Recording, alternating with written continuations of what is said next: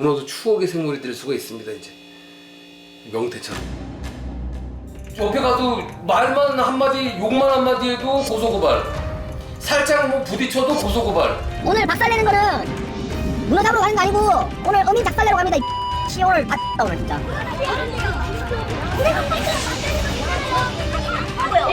동영상 속 남자가 이곳 어촌마을을 박살내겠다며 달려온 이유는 뭘까?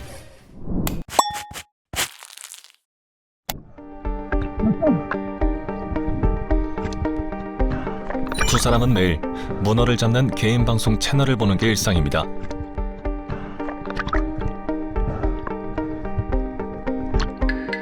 이렇게 큰 문어를 잡는 걸 볼 때마다 뭔가 잘못돼도 한참은 잘못된 것 같다는 생각을 지울 수 없습니다.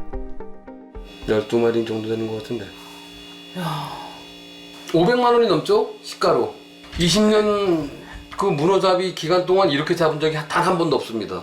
과연 이게 얼만큼까지 버티겠냐는 얘기예요. 이게 이제 2년 됐어요. 이 해루질 문제가 된 게 한 2년여 정도 됐는데, 이거 이대로 이제 놔두면 끝나요. 이제 끝나. 이제 문어도 추억의 생물이 될 수가 있습니다. 이제 명태처럼. 문제는 이뿐만이 아닙니다. 해루질객들과 갈등으로 비롯된 고소고발로 주민 몇몇이 경찰서 조사까지 받았습니다. 옆에 가도 말만 한마디, 욕만 한마디 해도 고소고발, 살짝 뭐 부딪혀도 고소고발.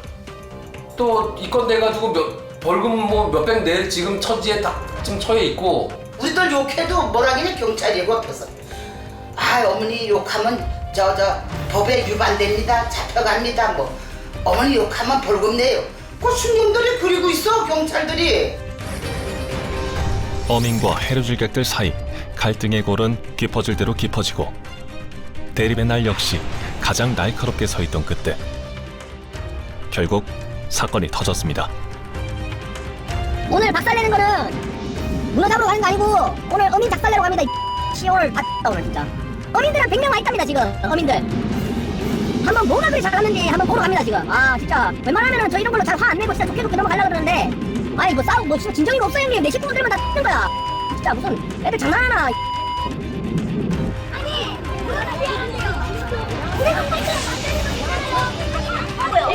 동영상 속 남자가 이곳 어촌마을을 박살내겠다며 달려온 이유는 뭘까?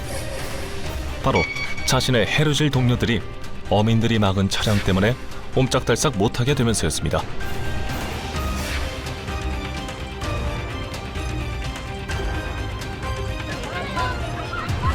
격해질 대로 격해진 감정을 주체 못하는 어민과 해루질객들 사이의 싸움.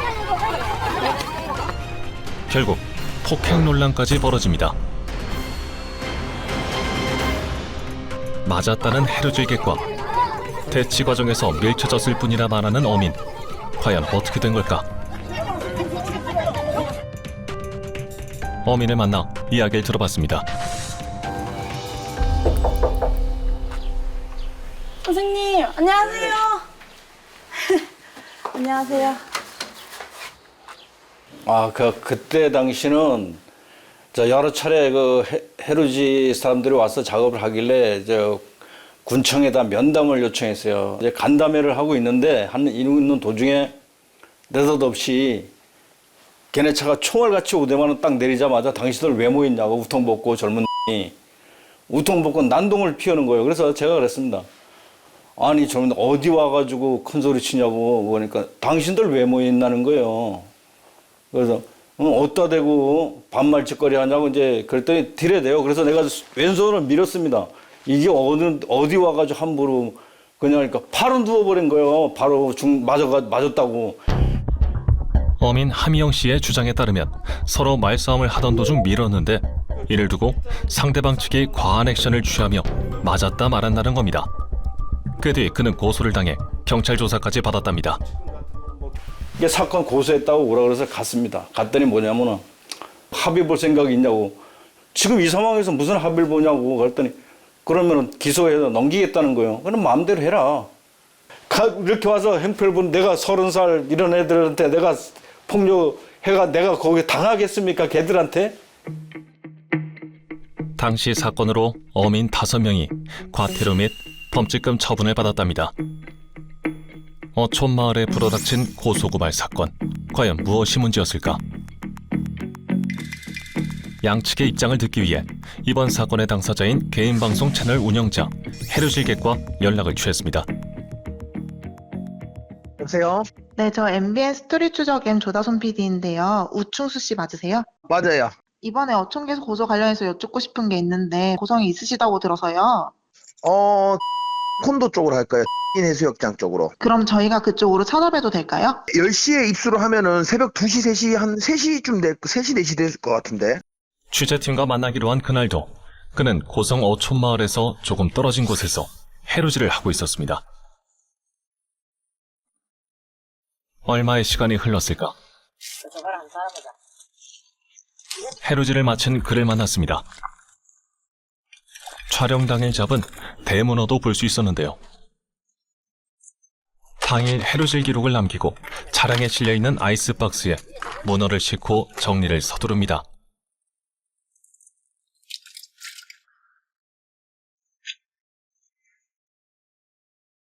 조용한 곳으로 자리를 옮겨 더 깊은 이야기를 나눠봤습니다.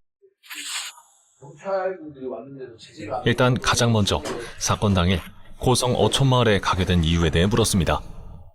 버디라고 하죠. 같이 이제 왜냐면 야간에 들어갈 때는 꼭 2명이서 들어가서 이제 내가 혹시나 무슨 일이 있을 때 구해줄 수 있는 그걸 버디라고 하거든요. 이제 같이 하는 버디에게 전화가 온 거예요. 그래서 요날 초도항에 들어갔다가 한 2시간 정도 이렇게 해루질을 하고 나왔는데 어민들이 이제 차를 가지고 와서 막아가지고 왜 집에를 못 가게 하느냐, 왜 차를 안 빼주냐, 뭐가 문제냐 계속 이렇게 얘기하는 중에 제가 이제 얼굴 쪽에 오른쪽에 폭행을 당해가지고 이제 눈도 막 좀 부어가고 그리고 넘어지면서 좀 다쳤거든요. 그거에 대해서 지금 폭행건으로도 이렇게 돼 있고, 네, 저희 쪽에서는 사실 좀 억울한 경우죠. 그는 현재 사건이 검찰로 송치되었고 이 결과를 개인 방송 채널 구독자와 함께 공유하며 뜻을 계속 이어갈 것이라고 밝혔습니다. 어민들이 무조건 못 들어가게 하려고만 하니까 저희들은 합법이고 괜찮은데 레저인데 왜 못 들어가게 하지 이런 거고, 해경이 왔을 때 불법 장비가 없는 거 하고 괜찮다고 얘기를 하는데 그냥 무턱대고 안 된다 그러니까 아마 더 들어가려고 하는 것 같습니다. 제가 봤을 때는 분쟁 일으키는 건 웬만해서는 잘 안 하려고 그러는데 어쩔 수 없이 이번에는 정말 너무 도를 넘는 그런 선이기 때문에 저도 막강하게 이렇게 나아가는 거거든요. 네네. 어민들과의 다툼이 우충수 씨 본인도 힘들기에 가급적 싸우고 싶지 않다는 그는 서로가 다툼 없이 상생하는 방안이 나왔으면 한다고 말하며 해루질을 바라보는 시선에도 변화가 왔으면 좋겠다고 이야기합니다. 어쨌든 보고 즐기기만 하면 되지 왜 잡아라고 말하시는 분들 계세요. 맞아요. 그런 거에 대해서는 이런 거예요.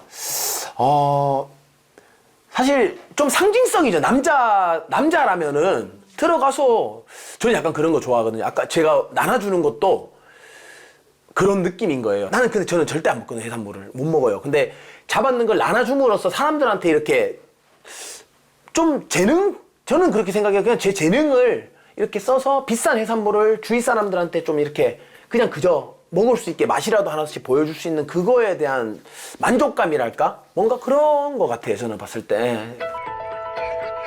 어민과 해루질객, 해루질객과 어민 사이. 양보 없는 대립이 점차 심해지는 가운데 과연 해결책은 없는 걸까? 전문가는 처음부터 이 대립이 법적으로 공방이 벌어질 수밖에 없었다 말합니다. 수중레저법에 이제 포획채취라는 단어가 안 나와요. 수중레저법에 보면은 어떻게 나와 있냐면 수중레저 활동을 정의하고 있거든요. 취미, 오락, 체육, 교육 등을 목적으로 이루어지는 스킨 다이빙, 스쿠버 다이빙 등 활동이에요. 채취한다는 말 없어요. 수중 레저를 즐기는 데 있어 안전과 즐거움을 도모하기 위한 법률엔 포획이나 채취에 대한 내용이 없습니다. 단, 비어업인의 포획 채취 시 예외 적용을 받는 사항이 수산자원관리법안에 명시돼 있죠. 뿐만 아니라 바다에서 포획과 채취를 하는 데 있어 양측의 대립을 불러온 공공자원에 대한 입장도 면밀히 들여다봐야 한다고 강조합니다. 어떻게 그 사람들 그럼 어민 거냐 그게 그 맞는 말이에요. 그 어민 거 아니죠. 그런데 그 공유수면이라 하더라도 그 법률에서 특별히 그 어떤 이제 행위들을 제한하고 있는 이유가 있는 거죠. 결국에는 이 수산업법하고 수산자원관리법의 목표가 아까도 말했듯이 그런 수산자원을 효율적으로 관리하는 게 목표이기 때문에 그런 한도에서 어떻게 하면 그런 이제 오락을 추구하고 레저를 즐기고자 하는 이런 분들의 수요도 같이 충족할 수 있느냐는 고민을 해봐야 되는 거죠. 어민을 보호하고 레저를 활성화하는 데 있어 절충하고 보완해야 할 그 어떤 대책도 없는 현실. 그 부끄러운 민낯이 문어 전쟁이란 이름으로 드러난 겁니다.